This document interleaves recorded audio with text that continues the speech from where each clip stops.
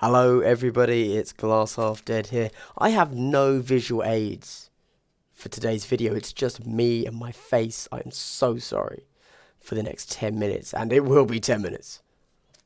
It will be today, it's 10 minutes. Today, I'm going to be talking about SoCal Open. It's the next big tournament. I'm releasing this on Wednesday, so it's in like 4 days. Maths. It's Saturday and Sunday. I'm there. I'm going to be casting it alongside Kill Team Academy, Alex.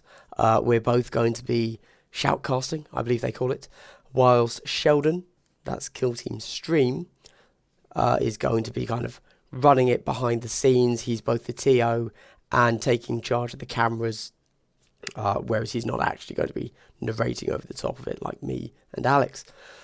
This does, however, mean that we're going to have a little bit of a chat before then, because I'm going to give my predictions.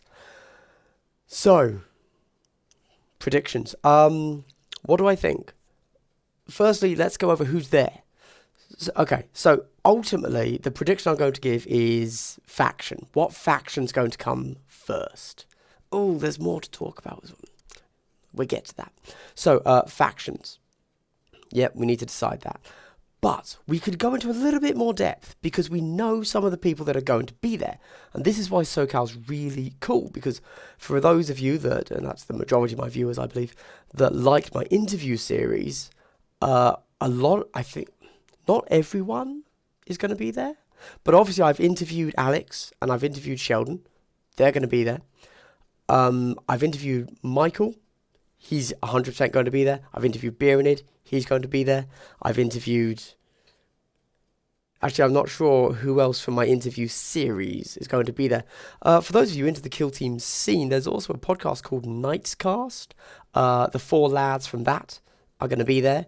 I'm sure they're going to be screaming about how there's no meta whilst taking meta-breaking lists while they're there. By meta-breaking, I mean they clearly just net-listed that, didn't they?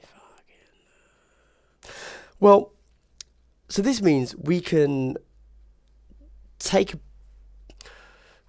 bit of a guess at.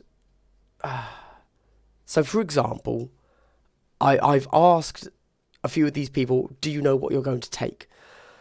They have all said yes. I'm going to take this, and so we know that they're going to run that list. However, almost all of them have said they're going to run a different list on Saturday and Sunday, because Saturday is arena and Sunday is open board, and they have all, I think, also said, I'm going to run this, but I'm running it in a weird way, and I'm not going to tell you what the weird ways are because they asked me not to. And also, again, some have said, well, I'm definitely taking this because this is the army I play, but I've asked somebody in the local area to bring along this army, and if they can, then I'm going to play that. So yeah. Okay, let's think. Who do we think is going to win?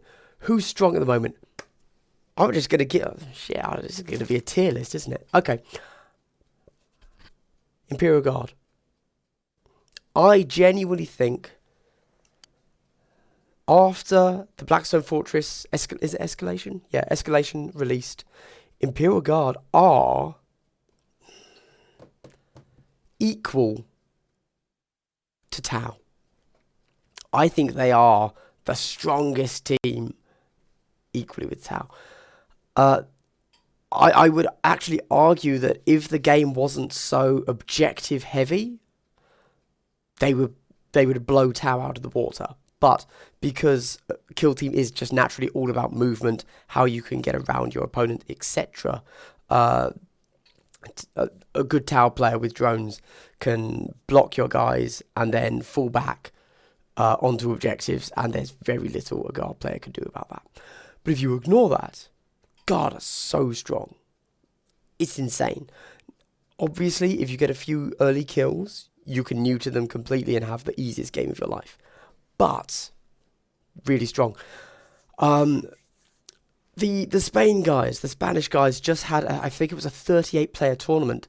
First was Admech. Nice. I don't know what he was running. I think second was Necrons. Necrons were second or third, and I can't remember who else was in there. But it wasn't a surprise. Maybe it was Servants of the Abyss was top 8. Another AdMech was top 8. Adepts Astartes? Can't remember. Anyway, if I had to pick one... Okay, so we know Birinid is contemplating between Genestealer Cults and Tyranids. He hasn't decided, but he's bringing both, so he can take whatever he wants. We know one of the Knights Cast guys that has won some of the SoCal prep tournaments that Birinid has been running, plays Imperial Guard. So that's very much a possibility. I think another of them runs Tau and another runs Tyranids. So they are all in with a chance, definitely. We can assume that Michael, the best player, is going to be bringing Eldar, I would assume. We know he's strong with Eldar. We know that Eldar are a strong team. For those of you unaware of why Eldar are a strong team, it's because of their movement, shenanigans, basically. Yeah. What else do we have? Okay, so there is also... Now, I don't know the guy. He hasn't been interviewed. He's... I don't even know his name. I just know he's a rather polite chap that plays AdMech and constantly beats, like, everyone that he plays against.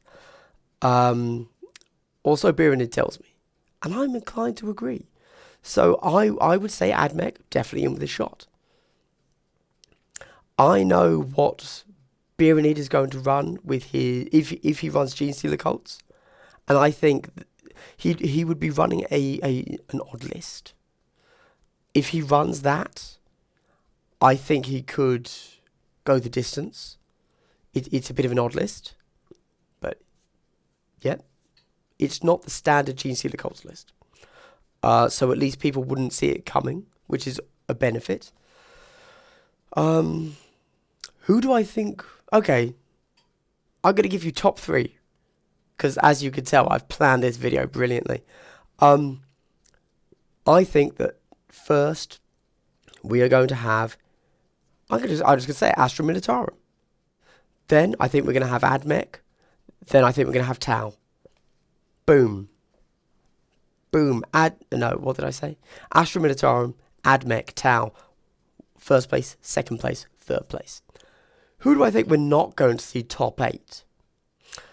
Now, when it comes to not seeing a team top 8, there are some obvious picks. Deathwatch. I don't think we're going to be seeing them top 8. I don't think Grey Knights are going to make it. Although, actually, sorry, I should probably provisor all of this. I'm thinking of the open day, Sunday. In Arena, it's different, and I haven't thought about that. However, I don't think we're going to see Deathwatch, Grey Knights, Adepts Astartes. I don't think we're going to see Thousand Suns. I don't think we're going to see... Is there anyone else? Is there anybody else that's an automatic no?